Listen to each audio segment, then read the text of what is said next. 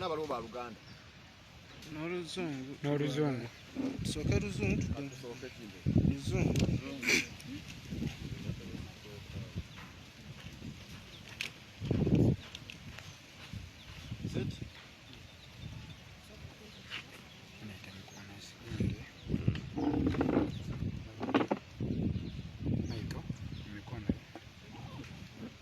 Okay, we are set.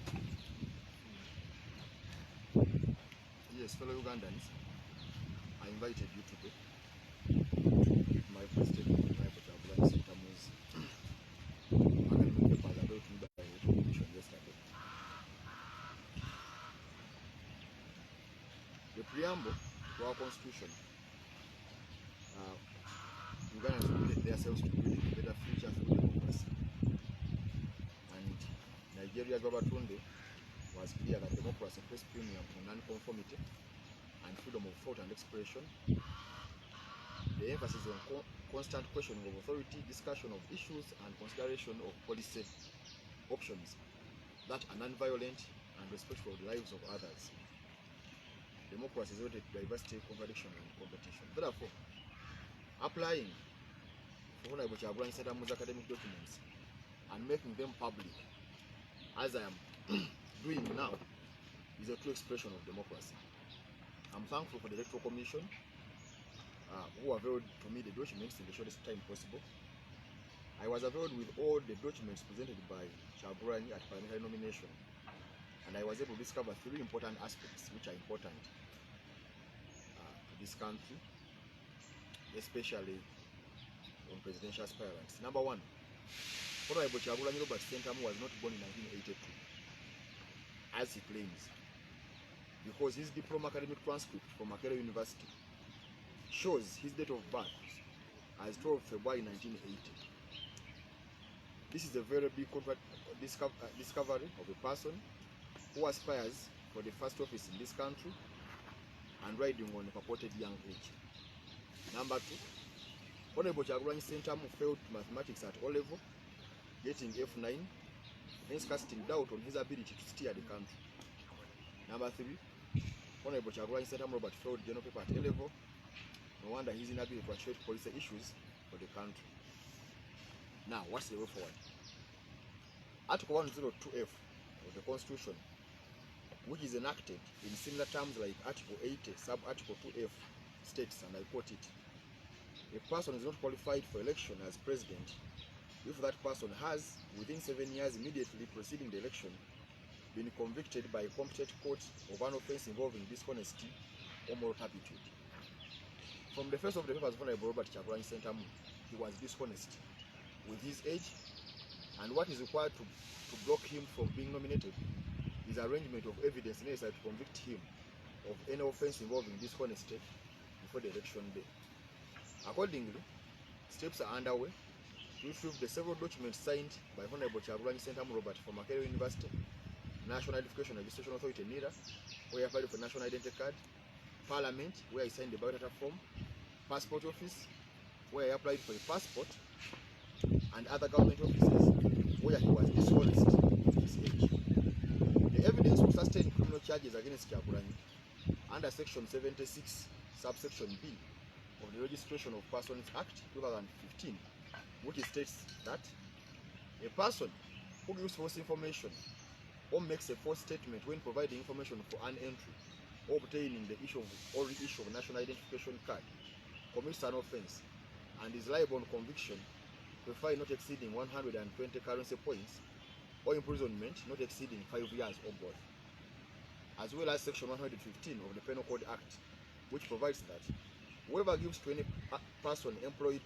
in the public service any information which he or she knows or believes to be false commits a misdemeanor. The charges will be instituted through private prosecution as soon as evidence collection is complete. Fellow citizens, I know that this is a hard time to take decisions I'm taking, but that is the pain you have to go through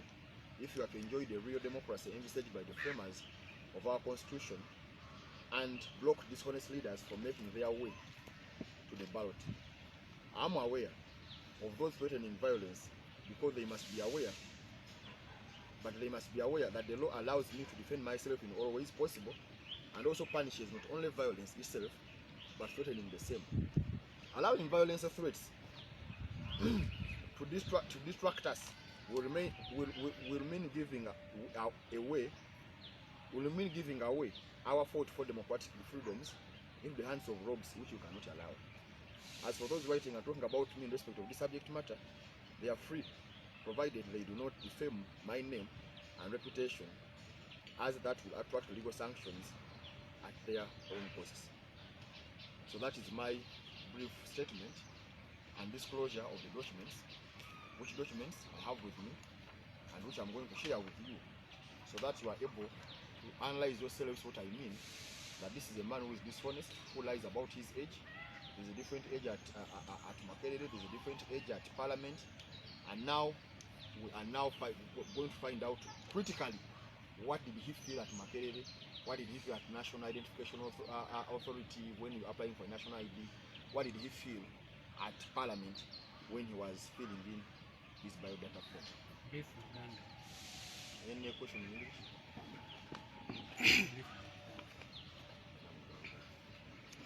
Uganda bannange leero nze wano okubanjulira empapula ezampeeddwa ekifo ky'ebyokulonda bwe nakawandiikira nga nzala empapula ezo. Ekisinga obukulu nti democracy agendera kubuuza bibuuzo, kwekenneenya nsonga nakuwakanya buli ekijja mu maaso. So mu kusaba empapula za Kyagulanyi tuba tukolera ekyo democracy kyagamba, mulina okuwakanya buli ekisala mu maaso paka emufuna amazima. Nebaza akatiko k'ebyokulonda akambadde empapula mu bwangu nga bwe kisoboka. Era empapula bwe nazifunye zinina wano zo zenza okubawa. Zirimu ebintu ebikulu bisatu ebiwawaaza. Ekintu ekisooka nti Kyagulanyi tebaamuzaala mu 1982 nga bw'agamba.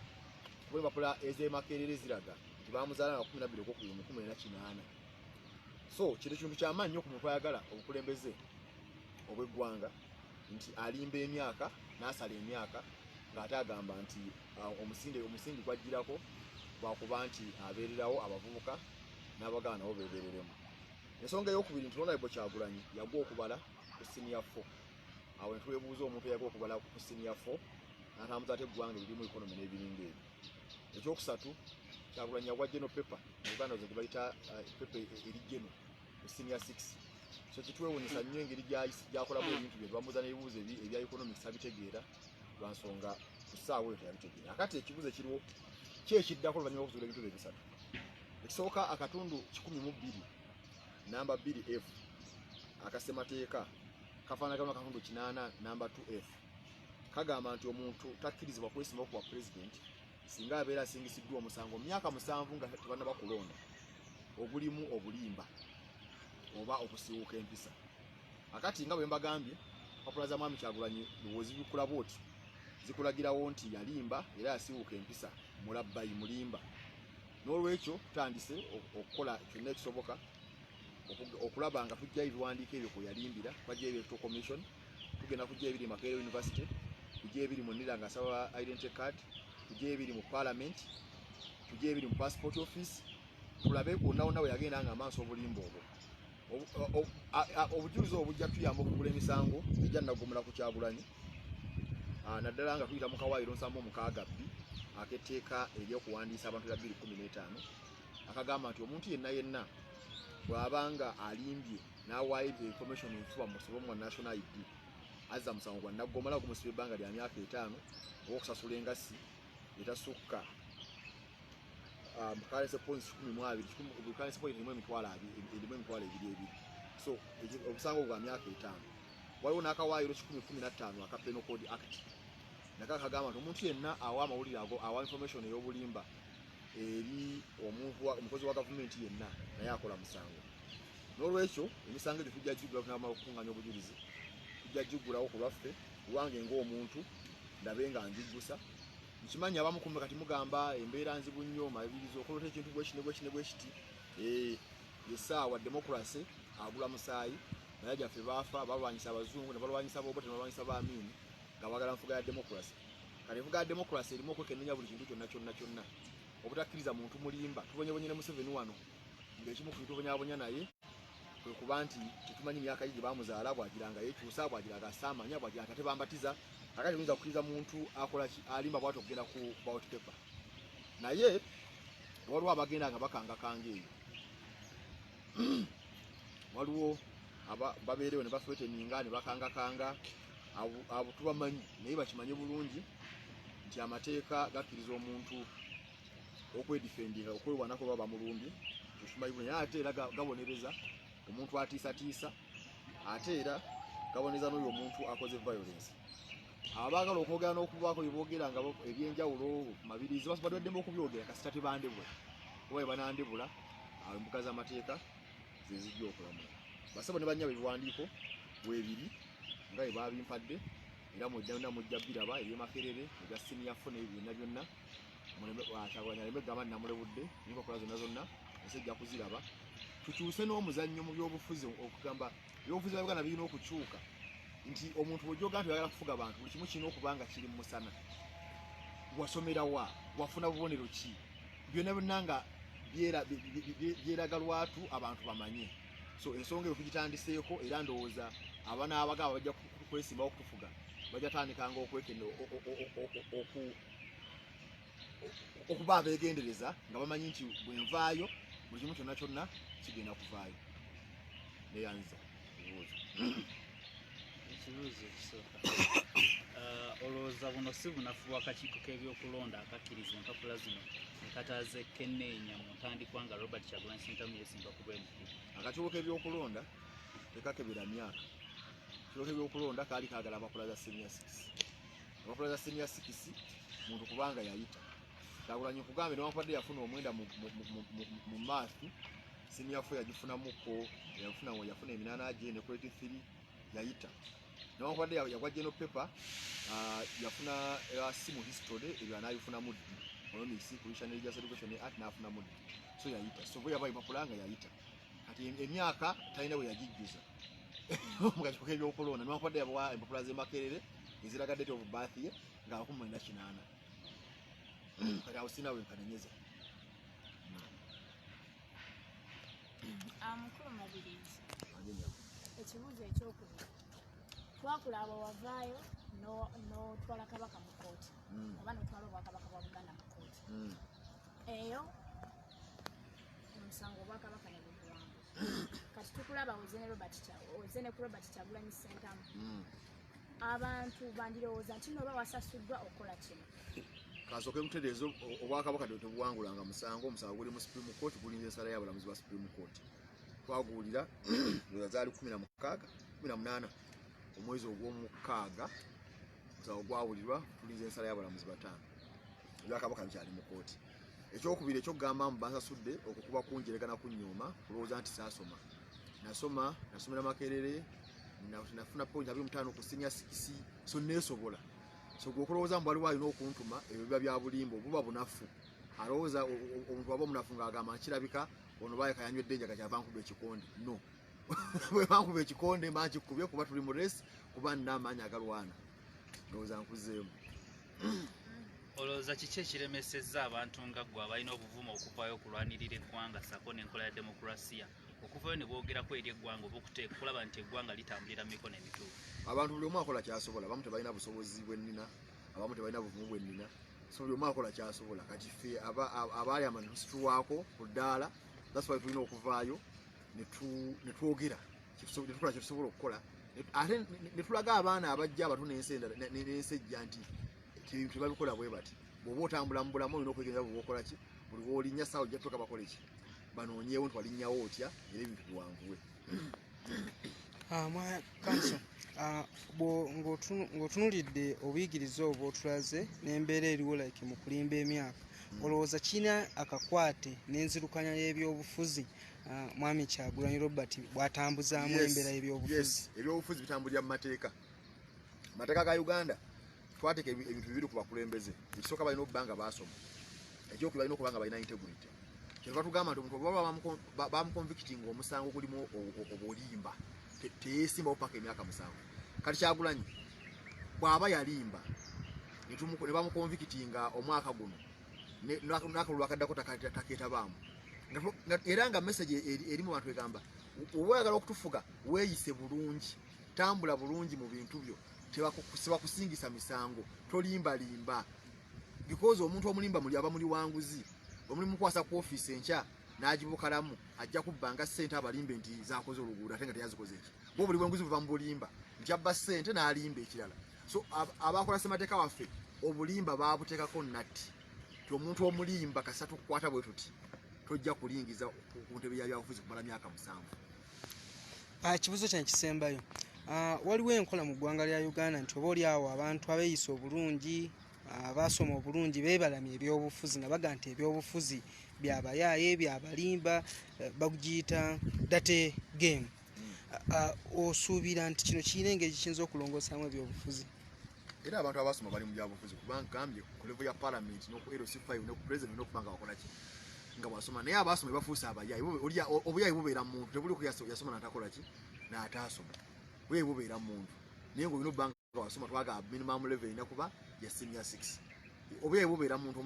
olina waba professor asobola okuba omuyaayi ne waba wasiasa asobola okuba omuyaayi ne waba pifa asobola okuba omuyaayi ate asobola okubeera omuntu mulamu.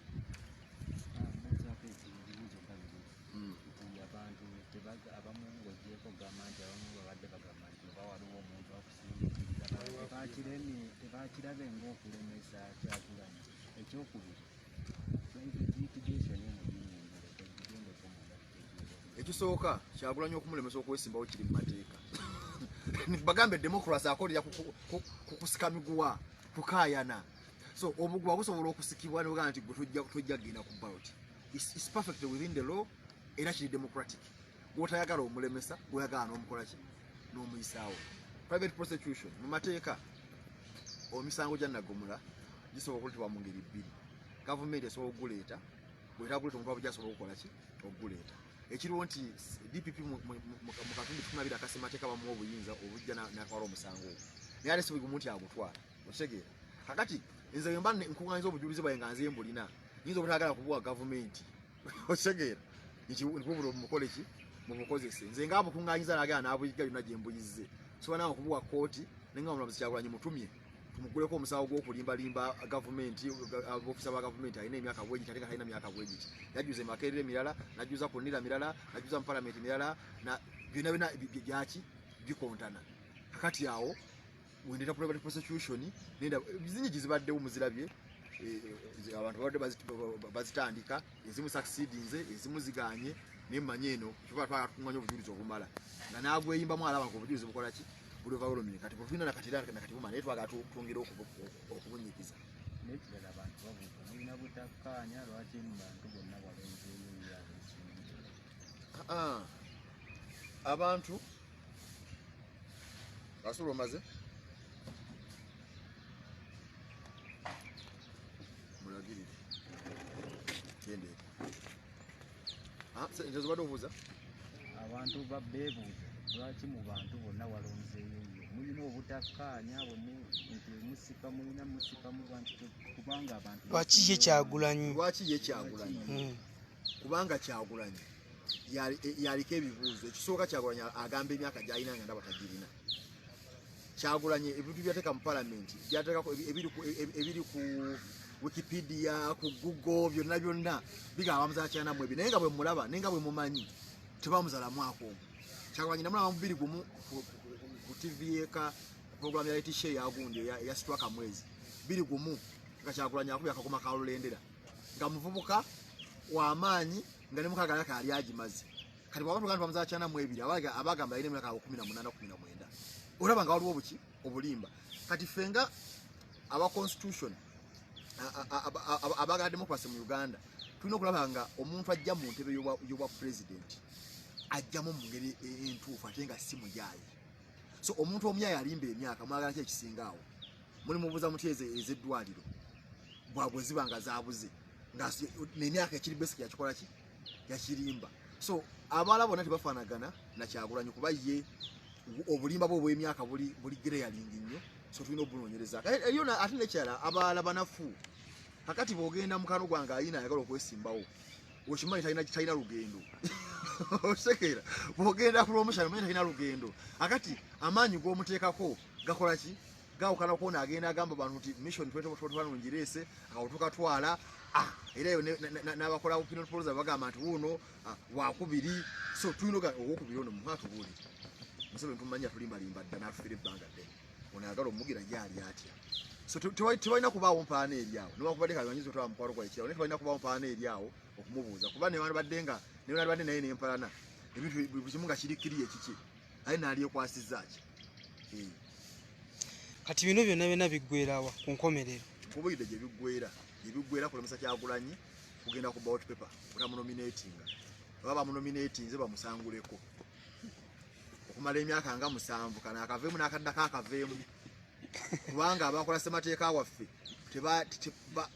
bagoba nnyo omuntu omukuusa bagoba nnyo omuntu omulimba bagoba nnyo omuntu omulabbayi kati tuba tukulengedde awasooka tukkiriza kusukkawo singa bagana omugira ku ballot paper ebyo byonna tujja tutuukayo naye obuza kiggweerawa nze kkubo lyange gyendaga yo gyendaga kati bwema ngenda Masaka nesanga watulafiki naye laba gye mukolera omuti bwe gwa mukolera ko nakyenkola ki kyengukolera naye nga nze gyendaga ye tuddiremu ko kiggweerawo towulidde kugambye nze gyenjagala okugenda saagala Kyagulanyi abeere ku ballot paper ey'okulonda actually kuno n'okuddako kuba musemateeka waffe omuntu omulimba bamukaliga emyaka 7 omuntu omulimba kasita alimba so bw'abanga yalimba amateeka galina okukola omulimu gwago gamukube gamukugire gamugaye Kyagulanyi bakusinza ogw'okulimbalimba emyaka so bakugalireyo alidda mu kalulu akalijja konna akaliddako kasita emyaka 7 gibanga gikoze eki 2 mugumu anage nti kanaaba kati Museveni bwafa ebintu bingi biyinza okubaawo awo emyaka okukola ki nekukyuka so gwe balabaza emyaka 7 nzeyo gye ŋŋenda era kyengoba kati kale ndowooza yakumpa kukungeezo nasikani nze ngenda kuwa but nina osoboka academic documents press statement yeno documents hiyo copy yo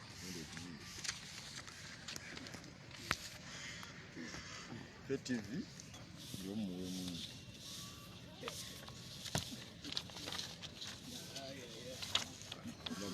goli wacho ati uri mwali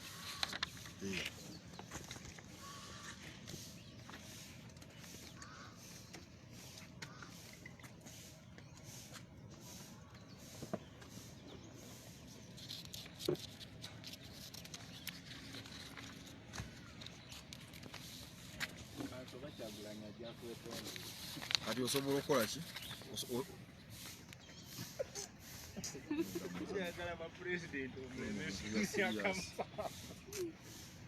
kyangunya okutufuga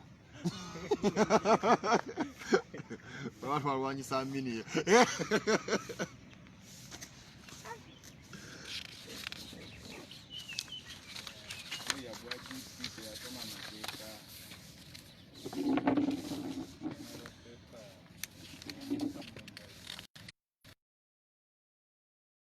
bavira ba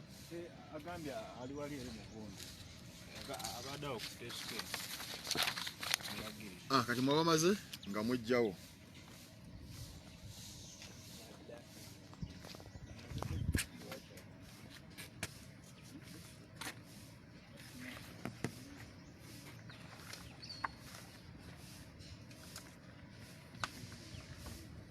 nabadde yakoze kopi bameka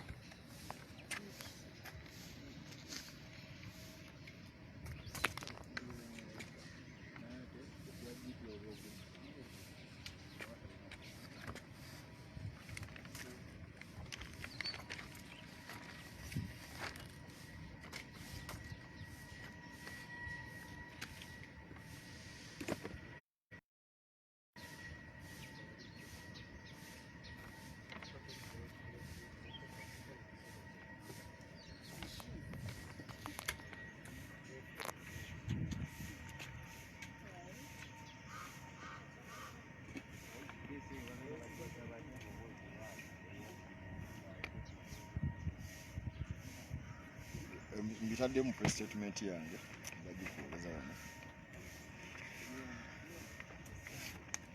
eyo si press statement mulimu ndowooza bagiyita gundi giving false information muzzereeti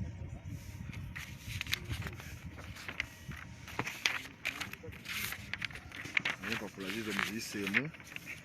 mukulu mulabe bwe yalimba emyaka era nga tugenda omugulako emisango ejja naggomola nga tumaze okukuŋŋaanya obujulizi bwonna.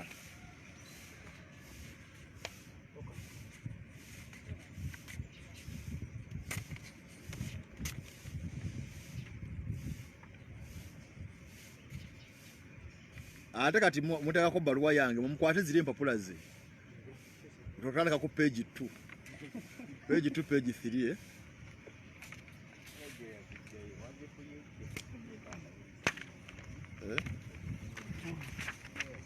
nabakwatireko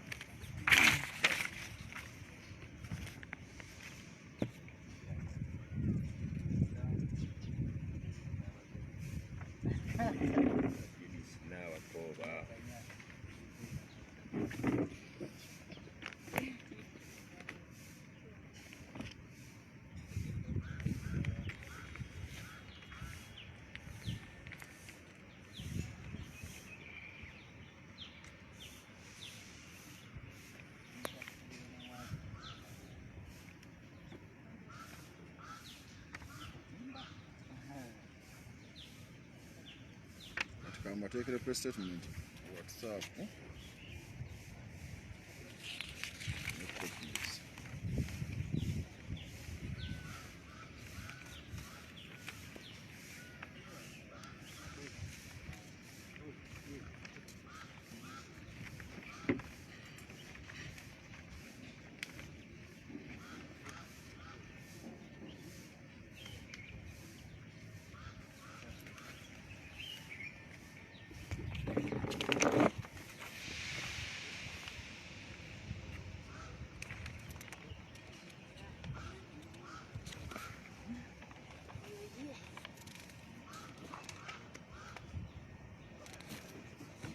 Emyaalo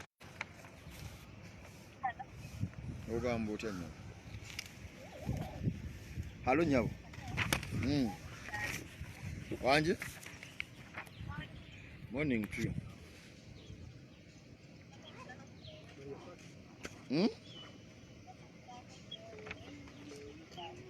ninga nataya n'okumala oluwa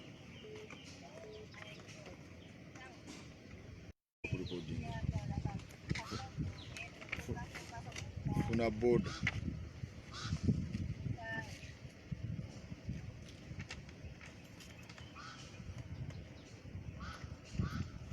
Kasule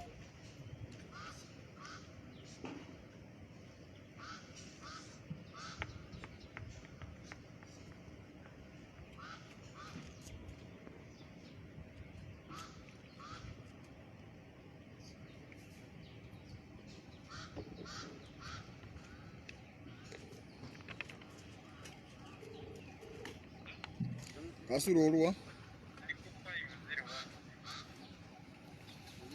atoze ku post office gw'omugambye omusajja ekitumba abo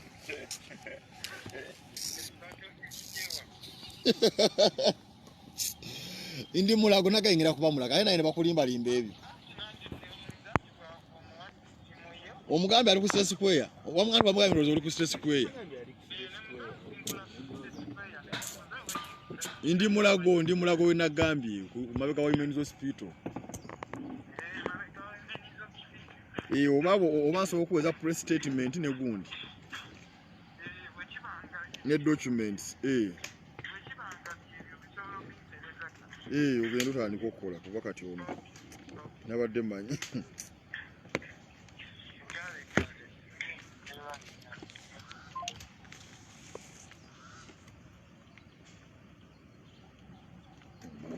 Kongo